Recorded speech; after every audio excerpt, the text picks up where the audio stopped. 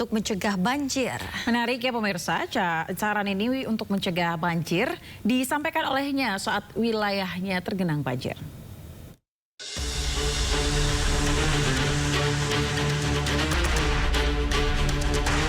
Gubernur Jawa Barat Deddy Mulyadi kembali menyita perhatian. Di tengah banjir yang melanda Jabodetabek, ia kembali membagikan saran yang harus dilakukan seorang pemimpin untuk mencegah banjir.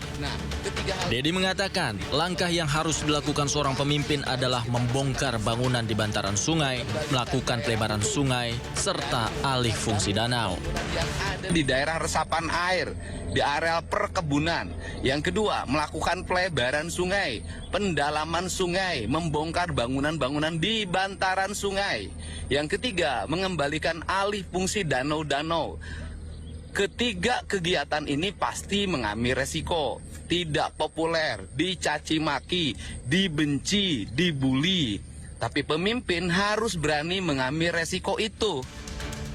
Menariknya, komentar Deddy Mulyadi tentang banjir ini dilontarkan saat wilayahnya juga terendam banjir. Di Karawang, Jawa Barat, ratusan rumah di Kecamatan Teluk Jambe juga terendam banjir dengan ketinggian antara 1 hingga 2 meter.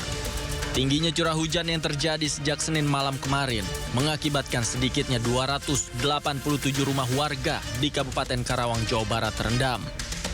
Kondisi ini diperparah dengan meluapnya 2 sungai besar, yaitu Sungai Citarum dan Sungai Cibeet. Lagi-lagi, warga Karawang menanti tindakan Gubernur Jawa Barat Deddy Mulyadi untuk mengatasi banjir. Tak hanya sekedar kata-kata untuk banjir Jakarta, namun aksi nyata untuk mengatasi banjir di wilayahnya. Tim Liputan iNews melaporkan.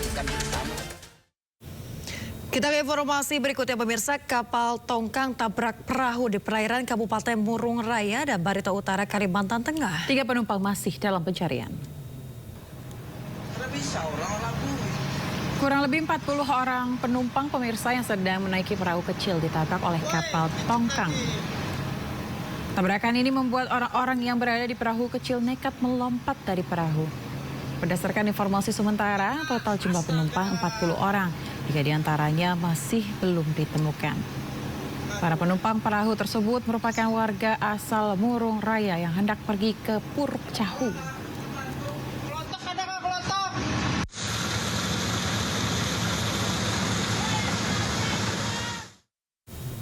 Pemirsa, tim SAR gabungan kembali menemukan 2 jenazah yang diduga korban tenggelamnya KMP Tunu Pratama Jaya di Selat Bali. Kedua korban ditemukan di perairan Tanjung Anjir maksud kami Sempulangan Muncar Banyuwangi, berjarak lebih 30 mil dari titik awal kejadian.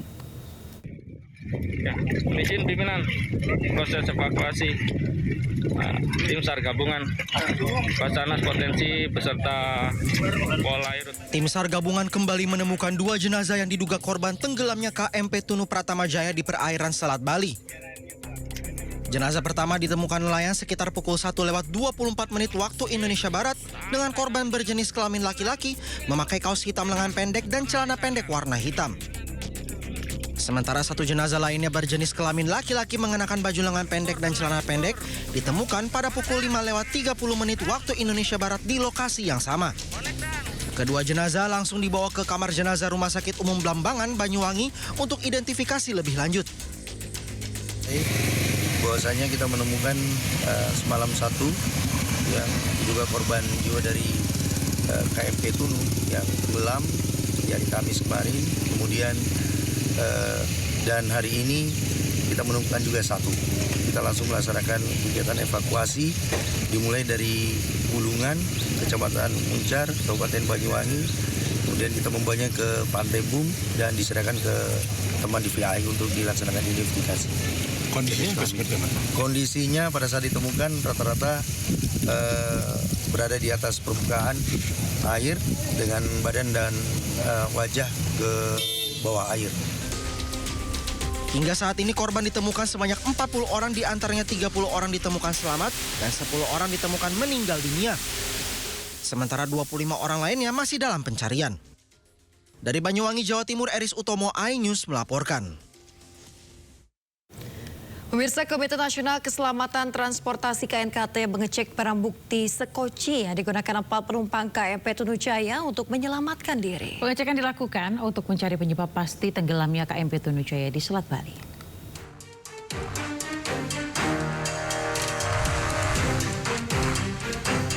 Komite Nasional Keselamatan Transportasi KNKT melakukan pertemuan dengan tim SAR gabungan di posko kemanusiaan tenggelamnya KMP Tunujaya Pratama di Pelabuhan Gilimanuk, Jembrana, Bali.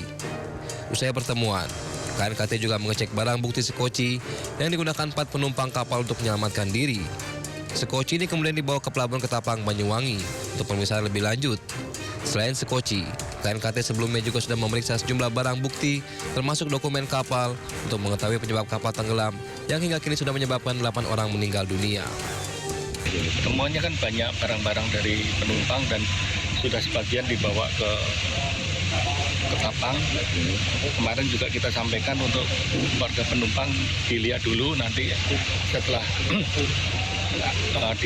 kita selesai untuk kita gunakan untuk identifikasi oleh tim DBI. Kemungkinan ada rambut, ada apa yang bisa dipakai untuk DNA. Sementara itu, tim SAR hingga saat ini masih melakukan pencarian 27 penumpang kapal yang masih hilang. Pencarian juga diperluas untuk menemukan bangkai kapal yang diduga kuat bergeser sekitar 800 meter dari lokasi awal kejadian di kedalaman 60 meter. Dari Jembrana, Bali, Nyoman Sudika, iNews melaporkan. Pemirsa, penyisiran bawah laut oleh tim SAR mendapatkan titik terang. Objek diduga kuat bangkai KMP Tunu Pratama Jaya berhasil terdeteksi. Setelah memperluas pencarian, tim SAR berhasil mendeteksi objek bawah laut yang diduga kuat ini sebagai bangkai KMP Tunu Pratama Jaya. Benda tersebut berasal di kedalaman 40 hingga 60 meter di bawah laut, ditemukan 1 hingga 2 mil dari lokasi kapal tenggelam. Deteksi benda dilakukan menggunakan citra sensor milik Dinas Navigasi Kementerian Perhubungan. Adapun spesifikasi benda berbentuk panjang dan lebar. Informasi ini pemirsa, Kepala Basarnas Marsdia TNI Muhammad Syafi'i dalam rapat bersama Komisi 5 DPR RI.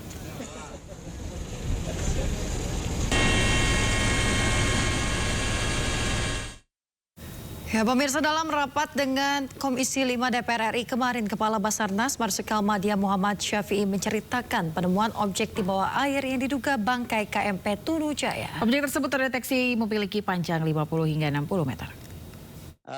Untuk hari kedua sudah memulai mengerahkan unsur kapal yang memiliki sonar untuk mendetek di mana posisi kapal.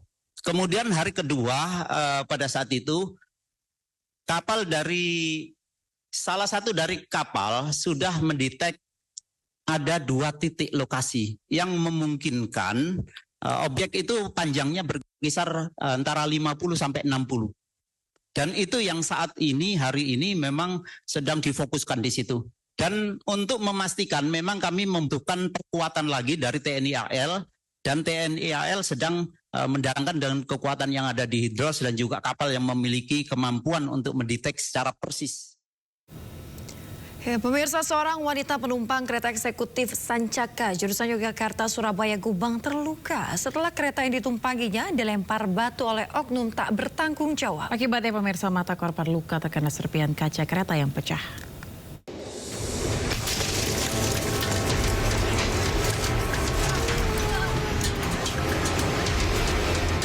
Viral di media sosial, seorang wanita menjadi korban aksi pelemparan batu ke kereta Sancaka eksekutif.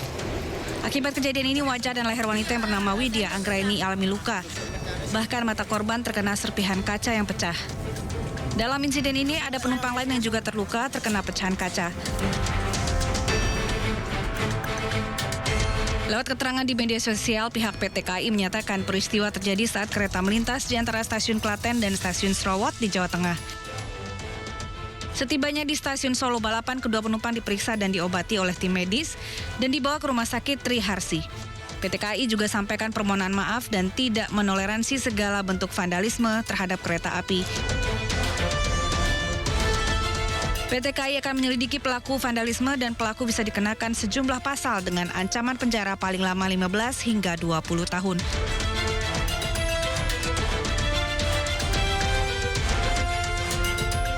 Terlepas dari luka ringan, tetap kita sangat sayangkan ya, karena ini juga sangat berbahaya, karena ini merupakan tindakan melawan hukum ya.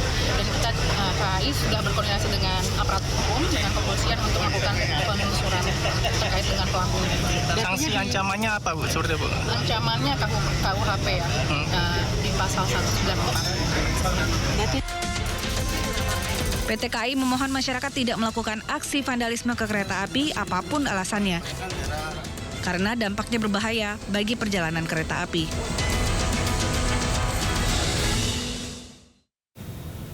Pemirsa, polisi menggelar olah tempat kejadian perkara tewasnya seorang diplomat muda Kementerian Luar Negeri di kamar kos. Polisi masih selidiki penyebab tewasnya korban. Olah tempat kejadian perkara digelar petugas kepolisian dari Polres Metro Jakarta Pusat dan Polsek Menteng di rumah Indekos Godia, Jalan Gondang Dia Kecil, Menteng, Jakarta Pusat, Selasa sore. Polisi juga memeriksa sejumlah ruang lainnya di Indekos, halaman depan, serta tempat sampah. Tujuannya pemirsa untuk mencari petunjuk tewasnya Arya Daru Panguyunan. Polisi juga memasang garis kuning agar lokasi kejadian tetap steril selama proses penyelidikan. Meski korban ditemukan tewas secara tidak wajar, polisi belum bisa memastikan penyebab tewasnya korban. Polisi memastikan tidak ada barang berharga korban yang hilang.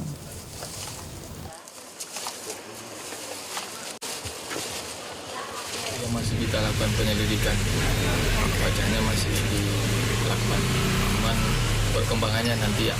Ada barang-barang yang hilang nggak Pak? Nggak ada. Nggak ada barang yang hilang. Jenis kelaminnya laki-laki. Kerjaannya apa Pak?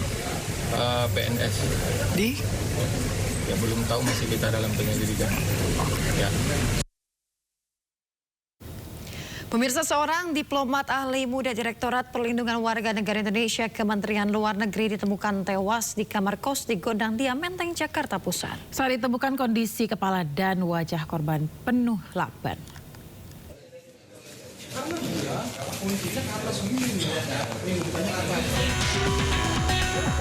Polisi yang menerima laporan langsung mendatangi sebuah kos di kawasan Gondang Dia, Menteng, Jakarta untuk mengidentifikasi jasad korban. Saat ditemukan, kondisi korban cukup mengenaskan di mana seluruh kepala dan wajah terlilit lakban. Korban diketahui bernama Arya Daru Panguyunan, pria asal Jalan Munggur, Yogyakarta, yang berprofesi sebagai diplomat ahli muda Direktorat Perlindungan Warga Negara Indonesia Kementerian Luar Negeri. Kecurigaan tewasnya korban bermula dari istrinya yang kesulitan menghubungi ponsel korban sejak 2 hari lalu. Istri korban kemudian meminta penjaga kos untuk mengecek kamar korban. Kondisinya, informasi yang saya dapatkan dari penjaga kosan bahwa yang bersangkutan kepalanya dililit lakban, tapi saya belum bisa memastikan lakbannya jenis apa. Yang jelas itu warna kuning lakbannya, dan kemudian dalam posisi tidur telentang, kakinya ketekuk dan berada di bawah selimut. Jadi ketika penjaga kosan masuk, itu ditarik selimutnya. Polisi kini masih menyelidiki tewasnya korban dengan meminta keterangan dari sejumlah saksi serta memeriksa rekaman kamera pengawas. Selanjutnya jasad korban dievakuasi ke kamar jenazah Rumah Sakit Cipto Mangunkusumo untuk diotopsi. Dari Jakarta, Rani Sanjaya, iNews melaporkan.